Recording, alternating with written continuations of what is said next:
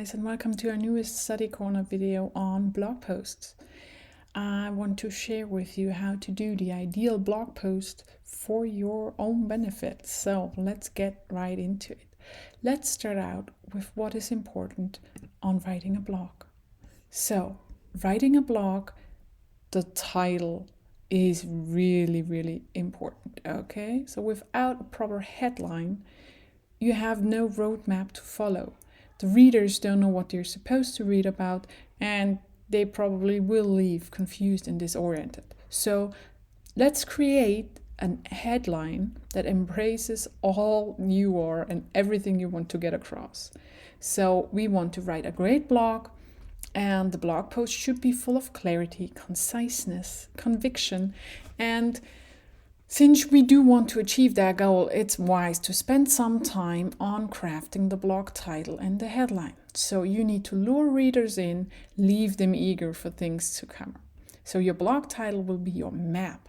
It will be your writing navigation system, so to say. Let's see where we can go from here.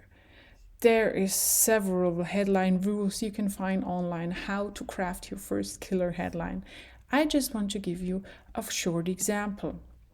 So, let's think about writing our own blog. How to create an amazing life would be my blog title. It's okay, but, well, it's pretty basic and it's very broad, and the readers are not gonna really care much for it. Are you going to click on it? Probably not. So, no one loses sleep over wanting and creating an amazing life. There's nothing to, be fulfilled by reading this blog entry. So what are we going to do? We're going to narrow it down and do something more specific that actually connects with our readers. So I will change my title. It's not going to be how to create an amazing blog, but instead, I will write about how to boldly pursue your dreams, even if you're scared and insecure about them. So, see what I just did there? I narrowed it down. I took a very broad topic and I narrowed it down. And now it seems maybe you're more interested in it. I certainly have a better idea of what I'm supposed to write about. And my readers will be eager to get some answers and click on this blog and read more. So, for your personal homework and your blog, here are some more examples of a good headline.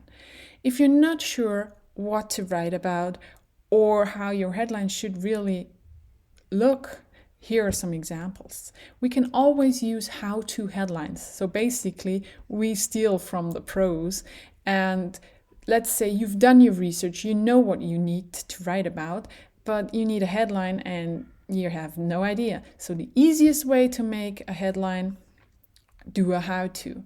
How to start a blog. Easy step-by-step guide for beginners. Sounds fair enough. Another possible headline would be 21 dumb mistakes to avoid when you're writing an ebook. So see what I did there? I took a how-to headline, I turned it around, and I gave the readers something to look forward to reading. They want to know what are the dumb mistakes they should avoid. So you've got that headline covered, I'm sure of it. Let's look at number 2. We have to write an introduction that actually grasps our readers and, lures them in. Make sure they want to read on and don't click away. That's actually not an easy task. So they're fickle and they're known to take a quick glance and vanish from our blog really fast. So you must keep them there. You must find a way to keep them reading, and your introduction plays a big role in that. So write an introduction that grabs and seduces the article.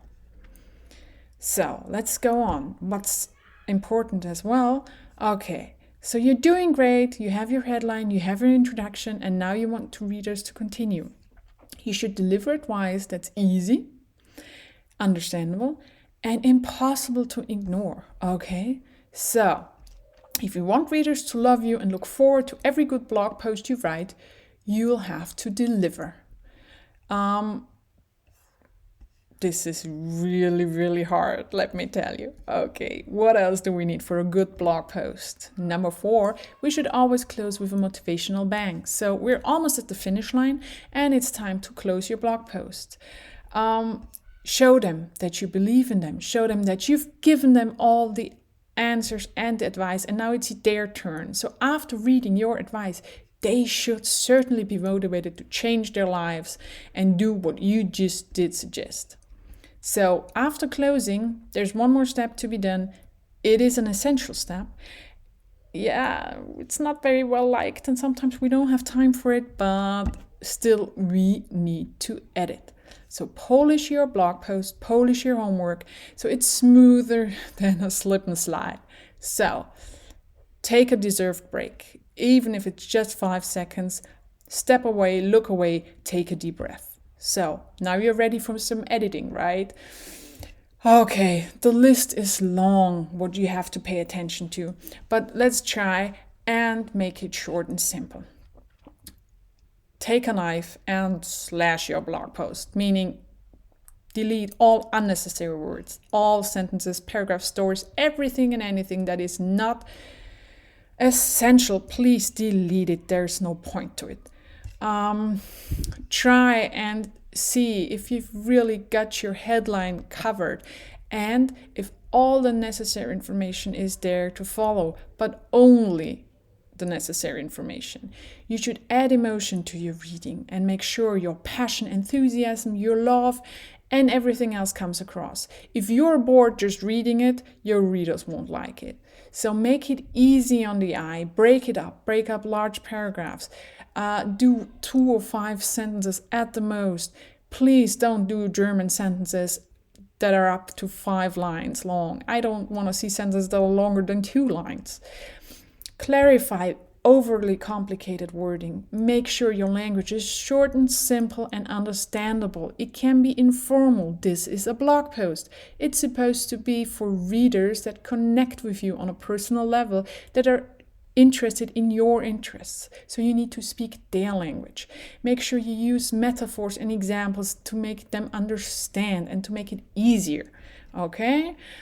Check yourself. Remove any contradictions. Make sure the sentences, paragraphs, everything points towards the destination you did promise by the headline. Make each sentence and paragraph count and make them flow seamlessly into the next. Link them, make them stick together. Don't put in any contradicting ideas or anything new.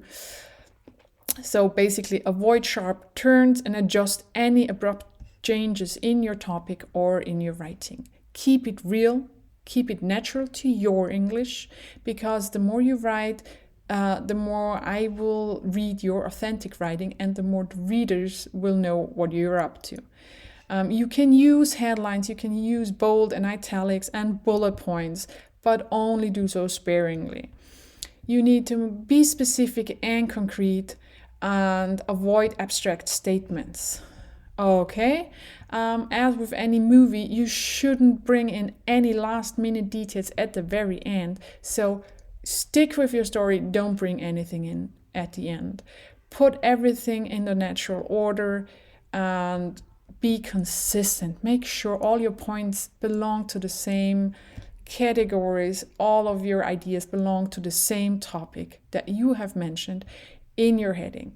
So anything else you need to think of?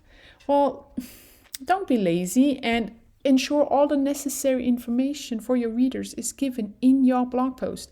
I do not want to go back and see, which task did I give you? I need all the information in your piece of writing, okay? The readers won't go back to the original post or task. They want to read your post. Okay, so that is quite a lot. And what is left? Well, do the obvious. Fix any typos, any spelling mistakes, any grammar mistakes. You can use your grammar checkers. Anything underlined in blue waves will be grammar. Anything underlined in red will be spelling mistakes. Okay? And last but not least, be honest. I want to hear your opinion on a topic, not what you think I want to hear. So do your readers. So be honest, and I'm sure your blog post will be great. That's easy, right? Yeah, we all know. But I'm sure you will do a good job anyways. So have it a go. Try it. And I'll be sure to give you some constructive feedback.